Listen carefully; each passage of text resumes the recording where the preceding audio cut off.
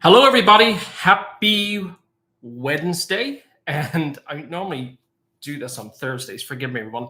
I'm Philip Quinn, medium and life guide for over the past 25 years. I've been doing readings for people all around the world and courses and classes. And welcome to my YouTube channel.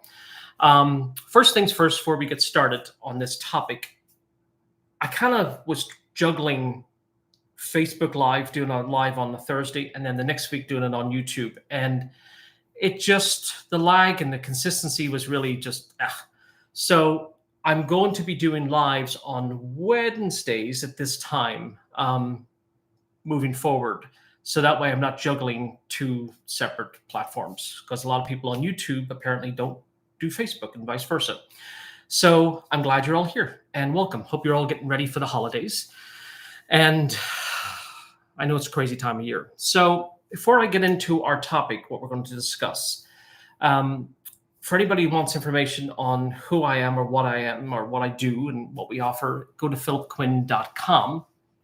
I have two classes coming up that people have been asking about. And it's one of them, just looking at the date, is Messages from Beyond and how to recognize and interpret signs coming from the other side.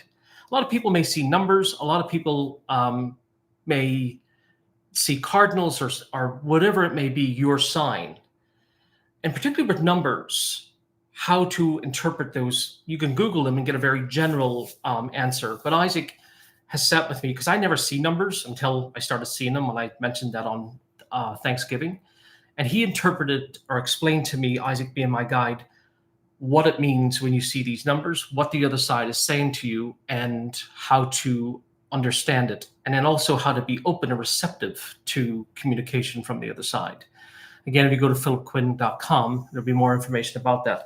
And then the second class is the power of the chakras. This is really important, because this is really how I am able to communicate with the other side, and how they guide your life and shape your world.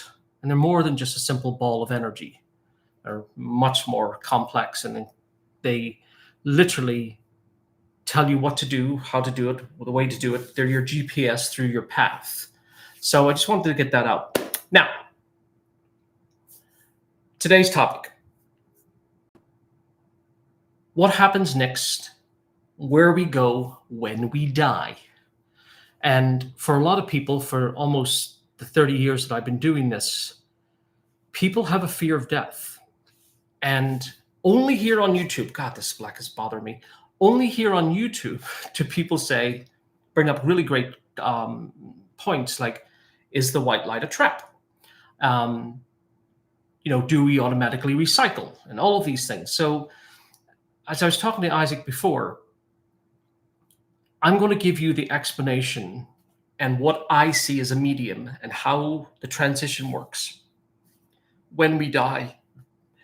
And most importantly, the process that takes place. So for any of you that have had family members that have passed over, or been in a situation where you're watching someone very sick pass, and they may have said, they just saw their mother or father or sibling or child or whoever it may be. The other side tends to come through several days before the person's vessel expires, because the soul knows it's getting ready to leave, and the soul knows that it can no longer stay in the body. So family members that have passed on often visit, while they're in the hospital or hospice or whatever it may be, and kind of are beckoning them, come with me. And that's why you'll often hear people who are passing mention souls that have already crossed over, because they can see them. Same thing with children. Children can often see to the age of 8. So as our contract comes to an end, or if your contract abruptly comes to an end, why it's an accident or whatever it may be, the first thing that happens is you're outside your body, right? So you're having like this out-of-body experience. And for any of you, I don't know if you've had it, but when you have an out-of-body experience, it tends to be a little surreal and trippy.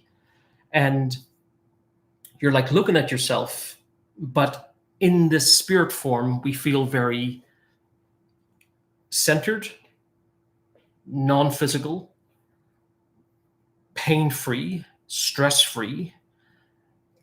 There's no time, so you're not concerned about, shit, I got to get back into my body. But what you do feel is either you'll see family members, angels, guides, whomever that you are familiar with, saying, Philip, go to that light. And it's a light that you're drawn to. It's almost magnetic where it's pulling you. Now, for a lot of souls, they don't immediately cross over because they know what it is. They don't immediately go into the light. They stay here, earthbound. And that's their way of giving you communication that they've survived death and they're still with you and they're helping you through the grieving process. But once they do go through that light, they cross over into this remarkable space. Now, people call it heaven. People call it the other side. You can call it whatever you like. But what I saw when I saw for the first time is this, it looks like this enormous city. But it's not a city. It just looks that way because each structure has a specific use. And as you pass through the light, you're literally crossing over into another dimension, another location, another place. And there in these great halls is, let's just say, the soul review. So when you pass, you have to do a soul review. It's the way it is. The soul review is you looking back on your life and everything that you have done. Why you consider it good or bad, it doesn't play out that way on the other side. It just, you're literally seeing how your behavior, how your good deeds, or whatever it is, affected others, helped others, changed others, or whatever it may be. And you're seeing where you may have done better, or where you shouldn't have, or whatever it is. But there's no judgment in this. It's complete clarification of your life, of why does someone treat you that way? Why were you in an abusive relationship? Why were your parents the way they were? Why were you the way you were with your parents? Why did I do that harmed this person? And then let's just say we talk about harming someone, why it's emotional, mental, physical abuse. You see how that impacted their lives and how their life was shaped by your actions. So this takes some time, meaning like it could take months of our time, but to them it's lickety split. After the soul review, you come out, that's your evolution process where you're like, okay, the contract that I set up coming here and how I live my life match, don't match, whatever it may be. And that's how we evolve from, let's just say step 1 to step 2. And because the soul purpose is the evolution of the soul, meaning how much it learns, grows. That's all the soul wants to do, is constantly grow, evolve, teach, give, so on. If you're a celebrity, you are a regular soul on the other side. So there's no like celebrity section on the other side. It's just they're souls. You're reunited with your family. The people have crossed over. If you have beef with people here on earth, when you cross over, you're able to discuss those things without ego or pride or feeling hurt or whatever it may be. You do not have to see people, because sometimes in our contract, we're called jump-ins. We jump into a family that is not part of our soul group just to simply either bring them information or lessons that they need or learn things from them. But everything the soul does is very, very, it has a point. It always has a reason. And it doesn't just willy-nilly jump in somewhere or into a family, whatever it may be. And it's always, always speaking to you, or the other side's always speaking to you, thus signs that we get on our daily basis. And that's why Isaac and I are going to be teaching this class that's coming up. So you'll see your family. They don't reincarnate right away, because if someone dies before them, let's say your kid or your spouse, whatever, and they reincarnated, 1, I wouldn't be able to talk to them. And 2, you get over there and there's nobody there. So they wait for us. And then there's a process. Should you reincarnate, you are not forced to come back and have another life. That's not the way it works. You choose to have another life. You choose to come into this plane and say, this is what I'm going to do, or opt out, and you can go to another place, another dimension, another Earth, another location. I know I don't want to get too crazy here and explain that part, but when you pass over, there is a sense of being reunited, meaning that with your higher self, the soul is in complete tact, and you remember all of your lifetimes. You remember all of your journeys, all of your experiences, who you were, what you were, so on. Little backtrack. When you come to Earth, that initially is removed from you, so you will not remember the other side. You will not remember your previous lifetimes, because if you did, and you're in a male vessel, and you were a woman before, you can simply, it'll confuse the hell out of you. You're like, I feel like this, but I'm this. But so it's wiped clean. It's also cheating, because if you had all that knowledge, then breezing through Earth would be very simple. So the playing field is kind of wiped clean, and then you get to start your life. But often there's interference, meaning that our family is imprinting on us, teaching us their beliefs. But in your contract that you wrote, your beliefs may not match up with theirs. So, or why you came to Earth may not match up with theirs. So at some point in your life, you'll do away with their beliefs and start living your own life, hopefully, and making your own decisions, choices, in life thinking. That will be part of your soul review. The soul review is a big deal to a soul. It's enormous, like, because you have to see how you did, how you treated people, how you treated yourself. You know, were you good to yourself? Did you sit around drinking all day? Did you do this or that? Whatever it may be. And does that correlate with the contract that you wrote for your evolutionary process? There's no grading system. So there's nobody be like, Phil, you screwed this up. You're going to have to come back. That's not how it works at all. There's no judgment of self. There's no like, could have done that differently, because you're going to see the person that you may perceive to have harmed and or did harm, and you have the ability to address that and talk that out and discuss any matters that who hurt you or not. It's completely up to you, but you will be reunited with your soul family. There's no illness. There's no physical pain. You are able to still see your family that is here on Earth and help them. And we do that through signs. Why it's in dreams or physical signs, like people seeing a cardinal or repetitive numbers or finding coins, things like that. I never see signs because I talk directly to the other side. I said that on Facebook Live on Thanksgiving. Literally within an hour, I started seeing repetitive numbers. So I was like, whoa, I got to understand this better. And that's what Isaac broke down to me, my guide, and why we're going to teach this course of how you read signs into your own life and what exactly they mean. Then there's different halls. There's the Hall of Souls. So, and that's where souls that are coming to Earth or being created go in order to enter into a vessel. The physical soul does not enter the human form until you enter labor. It is connected to you on the other side with your family. And that's why children will often mention that they know, like they'll point to a picture and say, Grandma, Grandpa, say their name because they've met them on the other side and for the 9 months that you were carrying. So we also go back to our 30s. Don't know why. So if you die when you're 80, when the soul comes through to me, initially in the reading, they'll show me roughly about what age they died, but then they go into their 30s.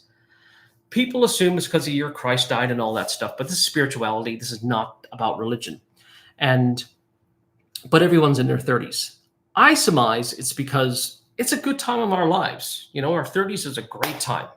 We're like fit and we're healthy and, you know, you don't feel like you need to pee all the time, like whatever it is, you know, you're younger and you're happy.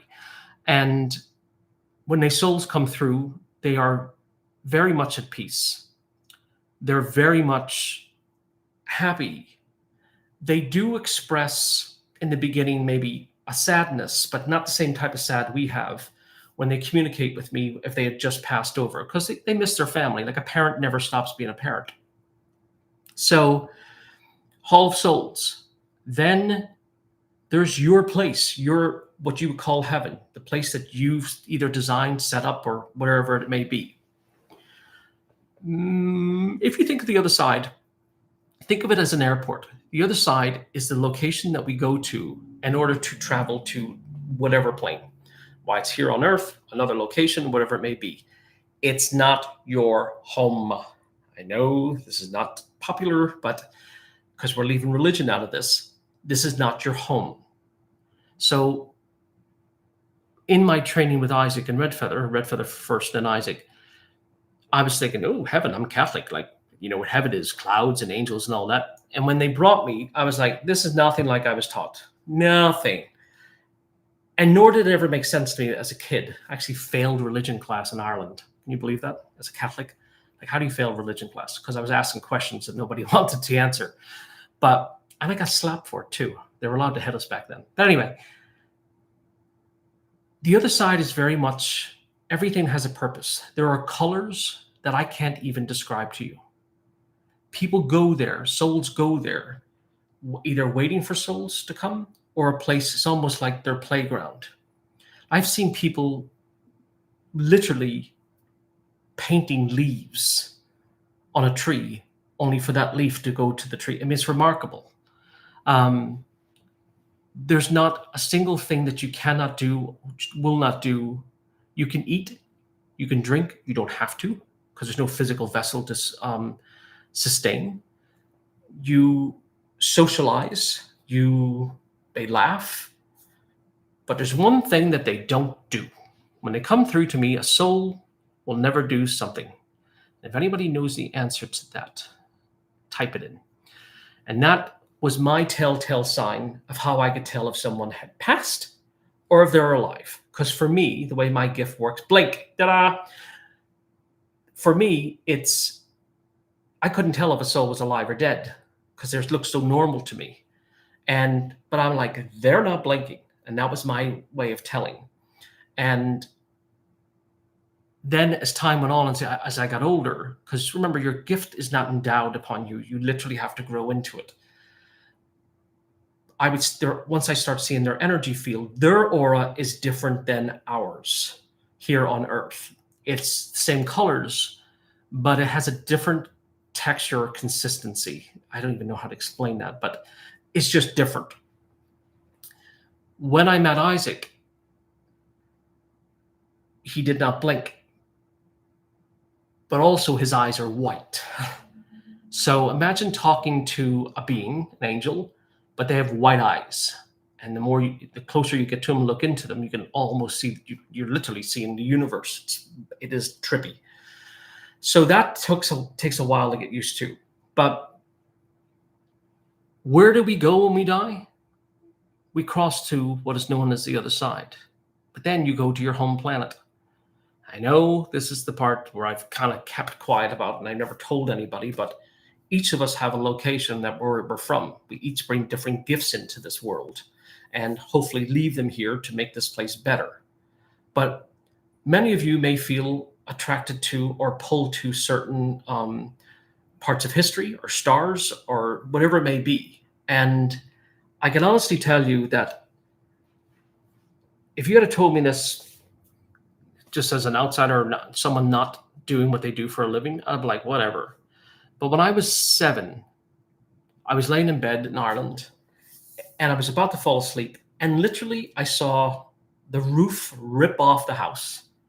This hand, it was the most bizarre thing, reached down, grabbed me, my bed. And as he pulled it up, I start flying through, the atmosphere and then the stratosphere. And then boom, I'm out into the universe and I'm bypassing all of these planets and stars, and it was just incredible. And then boom, I stopped. And I heard this voice saying, "This is your home."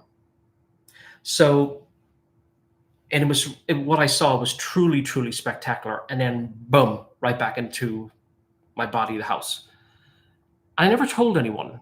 because it was so surreal. I was only 7.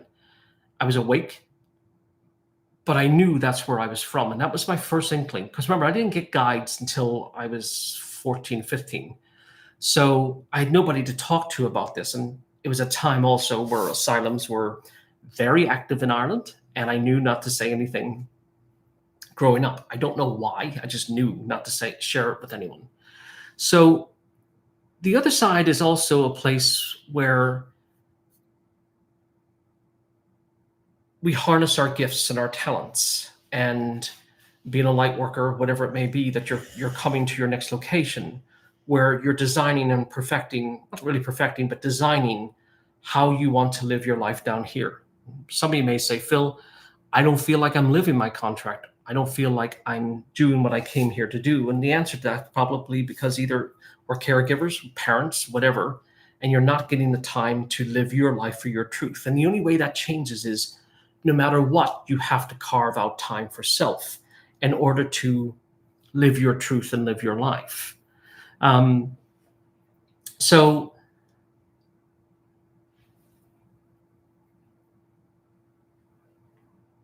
when people talk to me about a white light, they're like, what if I don't see it? And I guarantee you'll not miss it. But you also know, because you've done it before, you don't have to immediately go through it. It'll always be there. It won't shut down and you get earthbound, like you're stuck. And that's where hauntings take place. It's literally the soul doesn't want to leave the location that it's in. Likes it there. There's no reason to cross over, and it's staying there. But the availability of the light is always there. I don't even know how to put into words how spectacular the other side is. I don't even know how to describe to you, like the Akashic Records, like it's one of the buildings, what we consider buildings. I mean, it stores the entire universe's knowledge and all of yours. It's a place that we're able to access. That's why I'm doing these classes, because to travel, once you know how to do it, and I've been able to show many people how to do it, it is fascinating. And that's the light within, the course that I have coming up. I've done this for so many people, but when you travel, the things that you see and encounter are truly, truly incredible. It's not through meditation or anything like that, because I'm too lazy to meditate. And I said to Isaac, I need you to create something that people can do very quickly, learn this, and go experience what they need to experience. There's no hatred, anger, color, disease, anything like that on the other side. You leave perfection to come to imperfection because you want to evolve, but there's perfection within imperfection. We come to Earth to better it, not to destroy it or leave it behind in a negative sense. You don't sleep on the other side because there's no day or night. There's no time. That's the trippy part. So anybody that's physically left their body, there's no concept of time, nor is there a need to even think about it, because you are not in a hurry to go anywhere. So people think if there's no day and night, then the sun is just blasting 24/7. There's no sun. And if there's no day and night, then what kind of light is it? And that's really hard to wrap your head around. But it's called the gold light, or the universal light. And it's magical. I mean, it really is. But it's not a light like what's above me or anything like that. I don't even know how to explain this into words. It's a light, but it's not a light. I'll describe this. Christ, I'm going to have to work on that.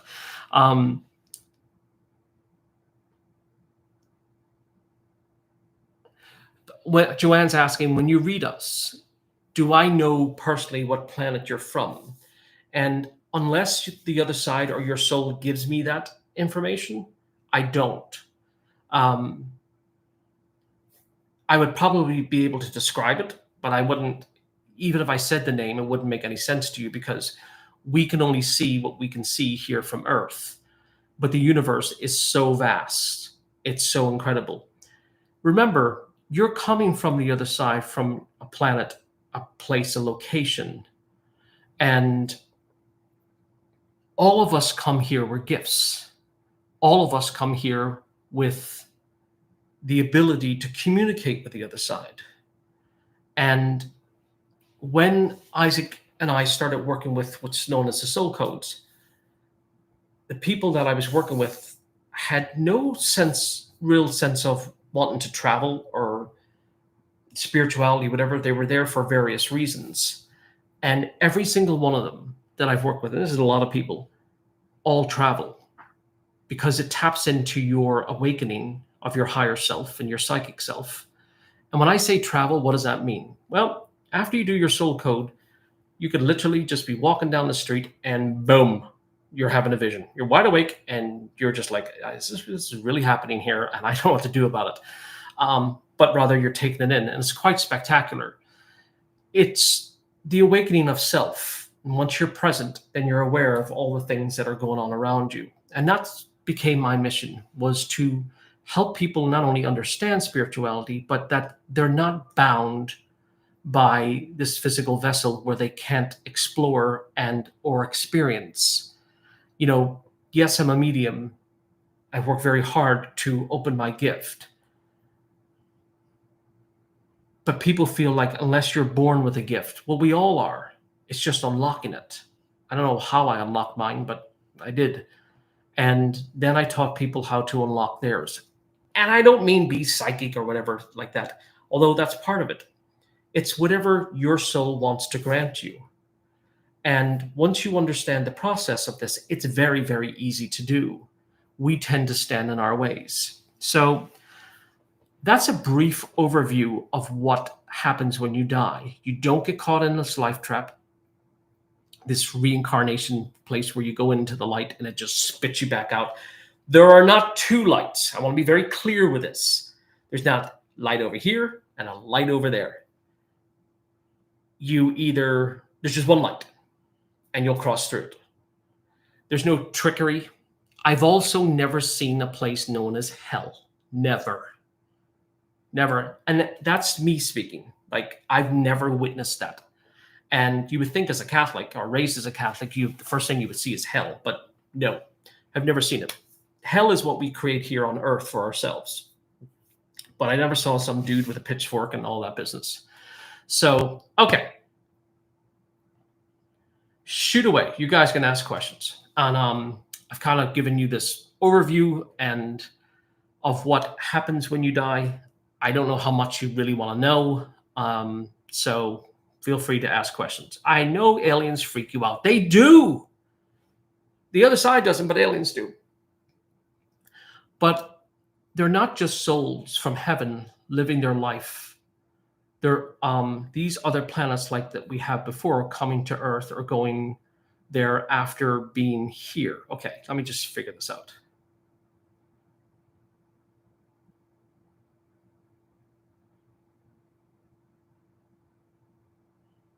So, all right, aliens. Here's the deal. And I'm actually going to be doing a thing on this because I have to get these answered.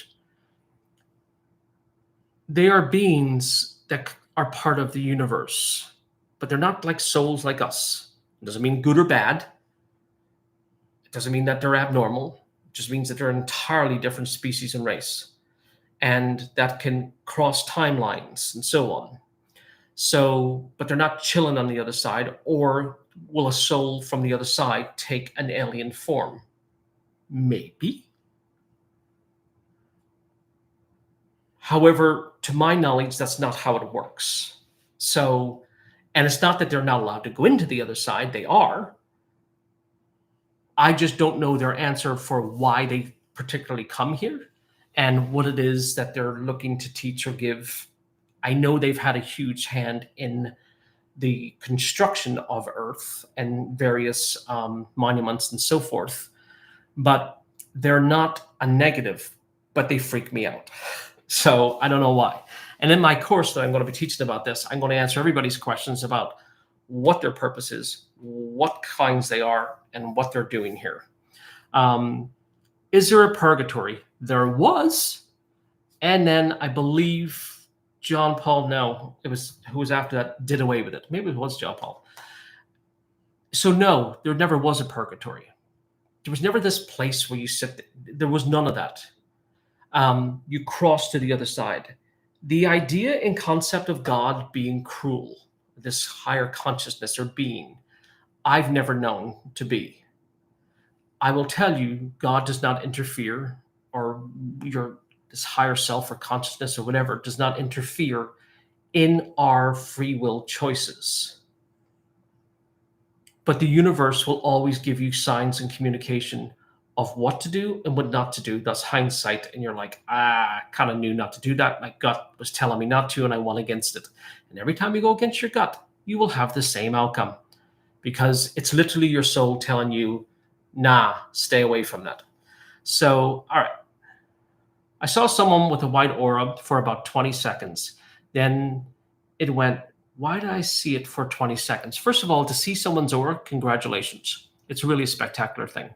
White means calm, and also typically an angel's around them, that their guide is an angel. Not all of us need angels as guides. Some of us have regular guides or ascended masters or family members. But the white shows that they were in good health, and the white shows that there's an angelic being around. And you'll see it for like 20 seconds, which is a very long time. Imagine falling for 20 seconds. And it disappears because you've seen it. It's announced itself to you because the chakras, the 7 chakras in the body, are alive. They think, they have their own consciousness. And it projected itself to you so you're able to see it. So where else am I going here? I'm drawn to a place that I was born. I've always yearned to be there in my heart. Do you think I lived there in a past life? Yes. So let me just explain this to you. You may be walking through an area that you've never been before, and all of a sudden you have deja vu, or you have this desire to go visit a place because in a previous life, you have visited there, been there, lived there, whatever. And if you go and visit a place that you've never been to in this lifetime, and you're like, this is familiar to me, I know this place, it's because this timeline and your previous are crossing. You're in the exact same spot that you were at one other time, and boom, you have deja vu and have a memory of a previous life. And or if you're longing to go somewhere or of a particular time period, it's because that's more likely where you had visited last in your coming to Earth. Where are we at here?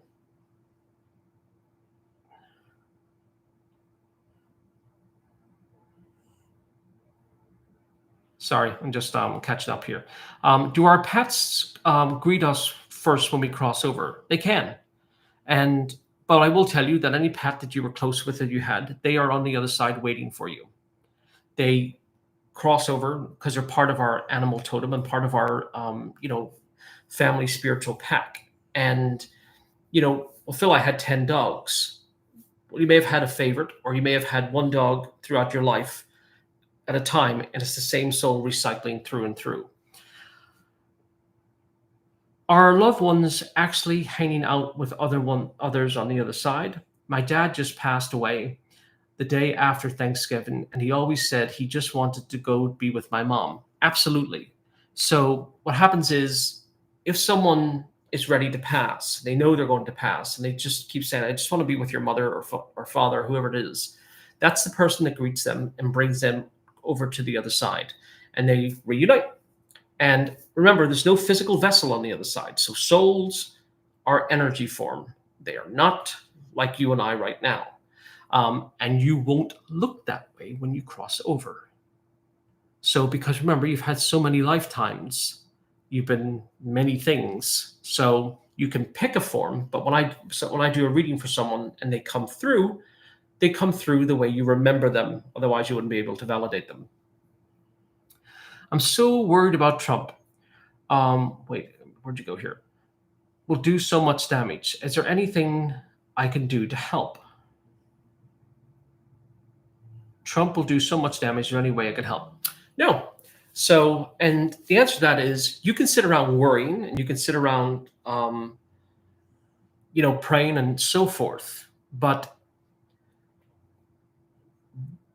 that's guided by the other side. what you can do probably for yourself to help is recognizing that this worrying or concern isn't going to change anything, but rather educating our friends or people around us or whoever your political belief is, then you get to discuss that.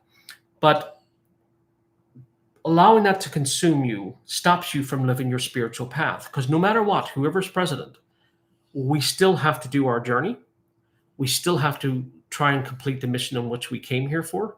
We still have to pay our mortgage. And so I don't get caught up in any of that. And I'll tell you why.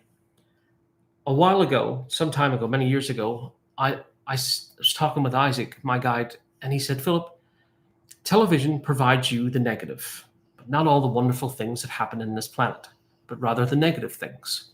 And if you watch that over and over long enough, it will wear you down energetically, and you'll start to think negative. And this house, there's TVs in every room. Used to be one right behind me. But I don't have TV. I never turned television on after Isaac said that to me because I wanted freedom from what the press is showing you and simply to take in what I'm able to observe, witness, and so on, and not be held to one person's opinion. It's the same reason I never read any spiritual books. The one thing Isaac asked of me was, Philip, all of your knowledge will come directly from our source, meaning his source and read for the source. But you're not going to use other people's knowledge and interpret that into your life. And that was the path I took and agreed to it and so on. So, all right.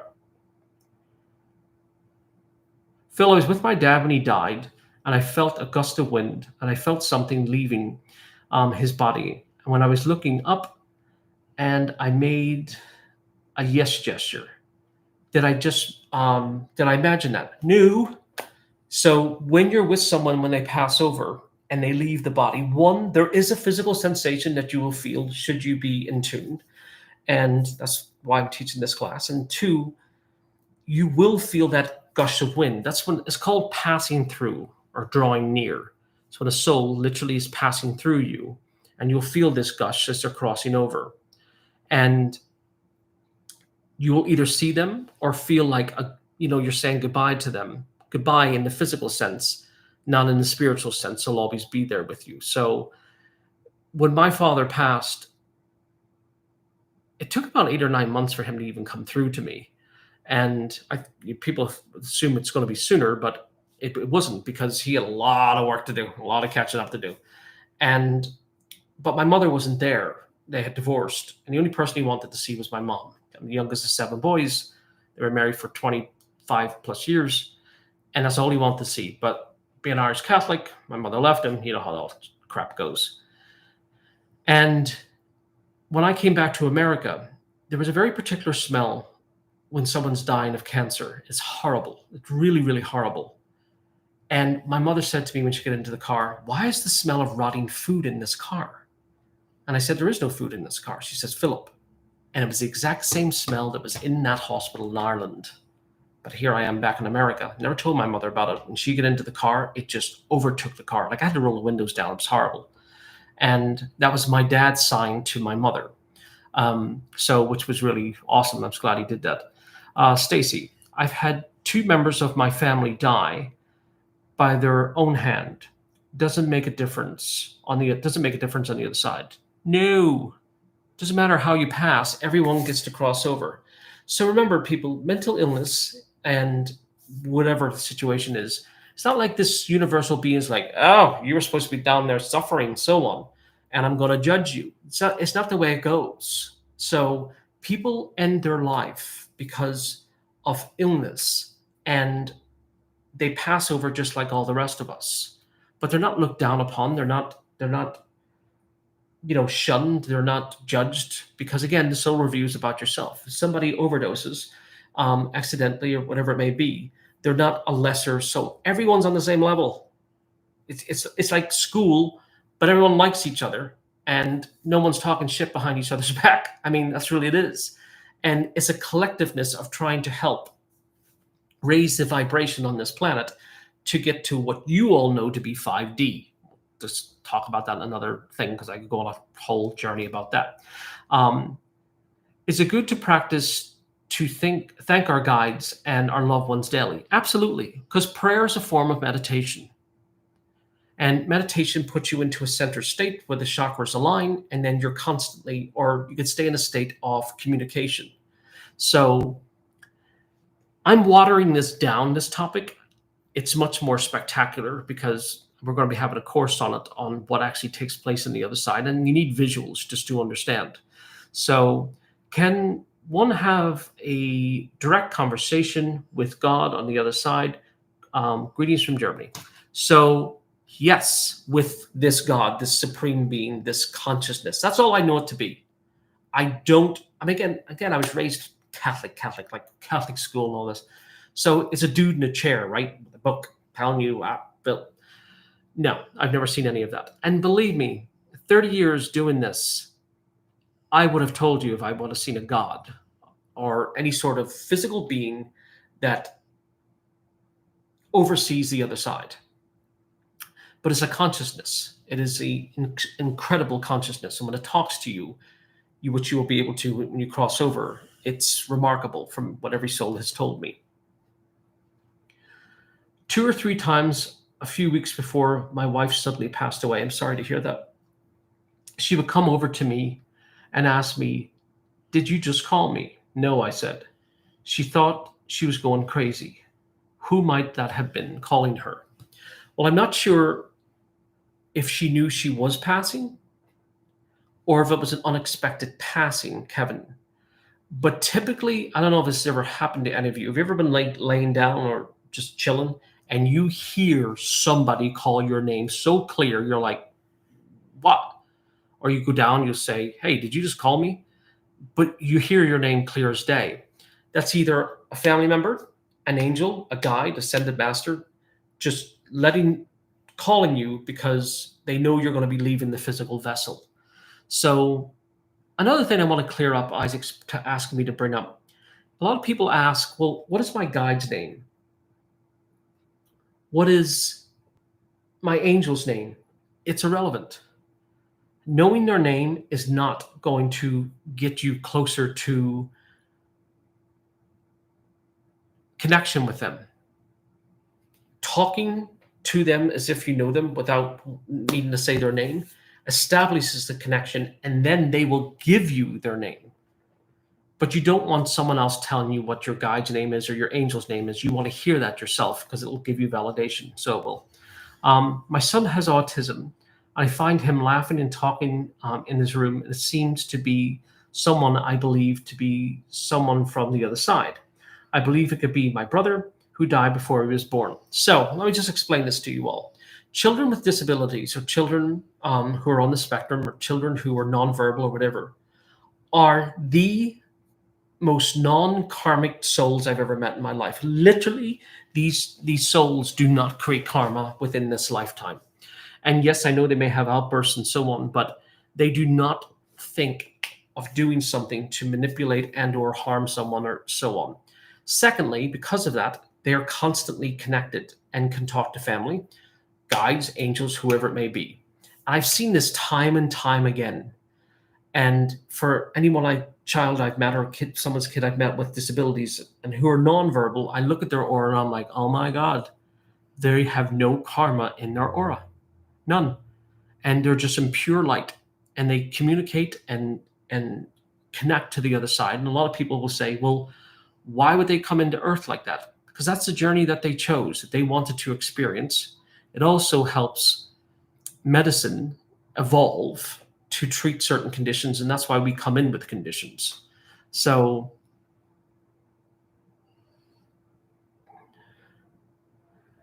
sorry, here I just got lost in your questions. I asked who my guide was, not the name, and they would not tell me. So it's not that they won't tell you, it's that when the other side communicates with us and they give us information, it happens when it's supposed to happen. You'll receive the name. Just don't fixate on it and say, I need it, because it won't come that way. Will my pet that just passed away reincarnate and come back to me? If so, how long will this take?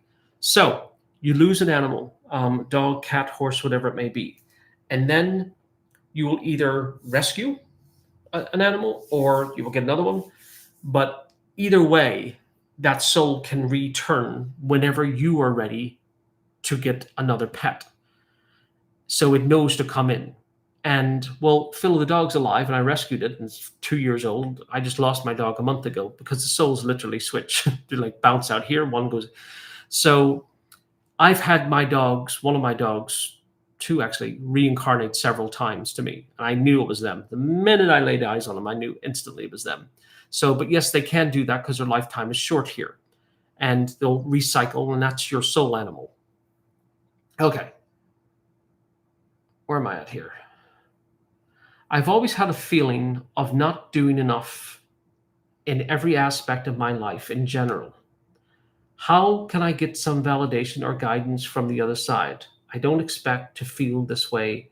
I didn't expect to feel this way at 52.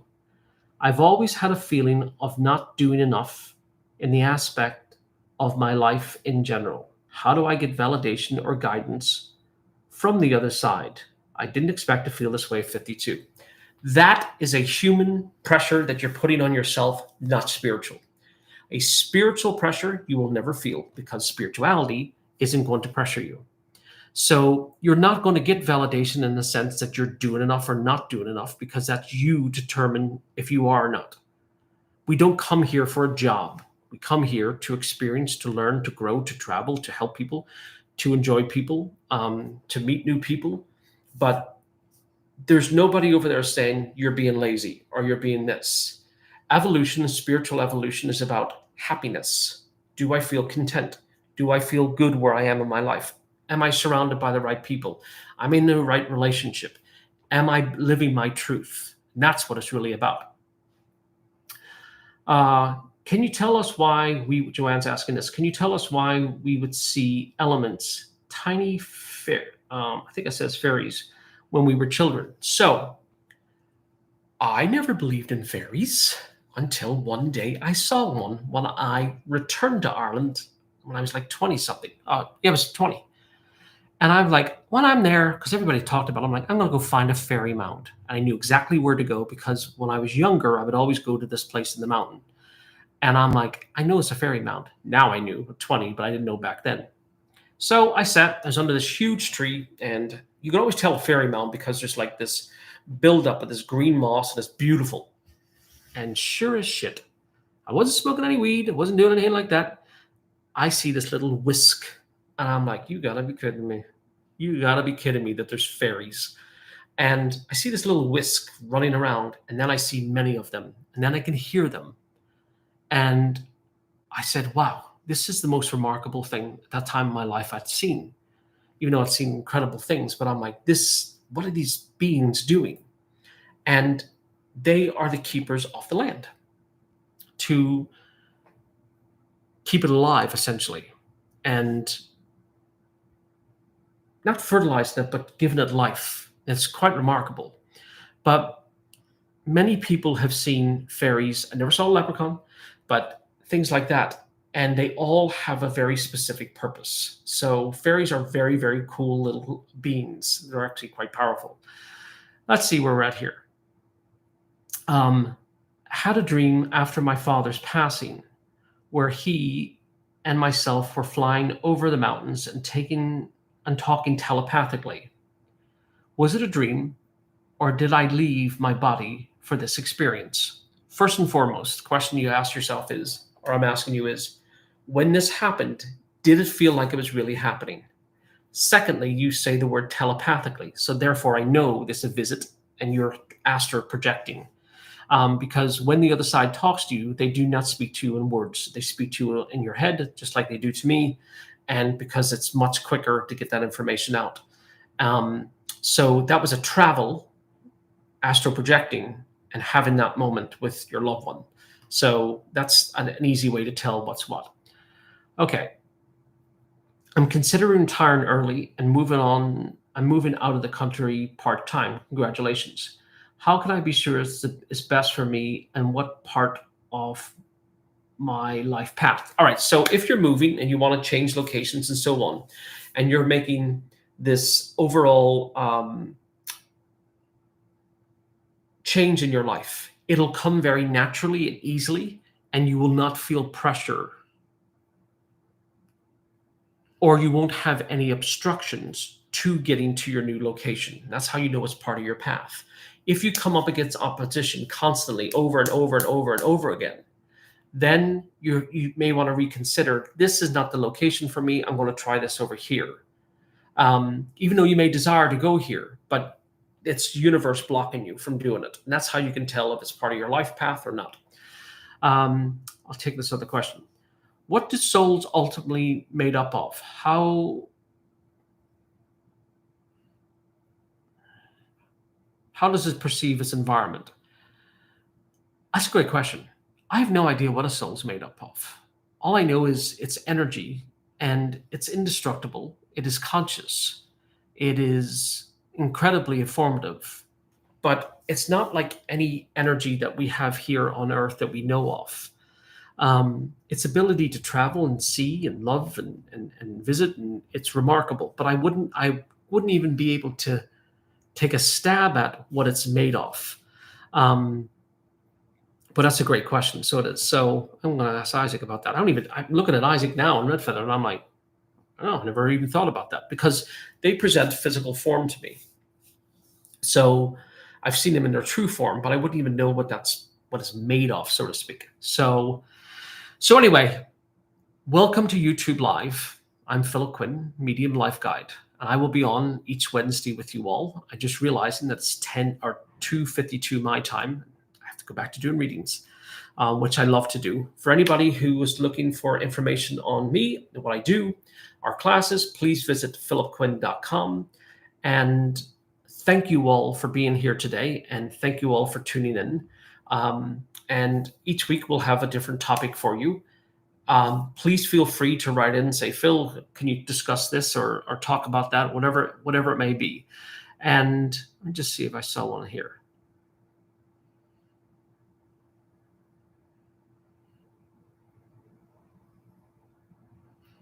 Yeah, I lost that question. So anyway, I love you all. Thank you all for tuning in. Again, visit philipquinn.com for more information. And thank you all for being here today. And thank you all for letting me discuss this topic. And again, I'm hitting highlights of this, not the depths of this, because there's going to be a class coming up on this.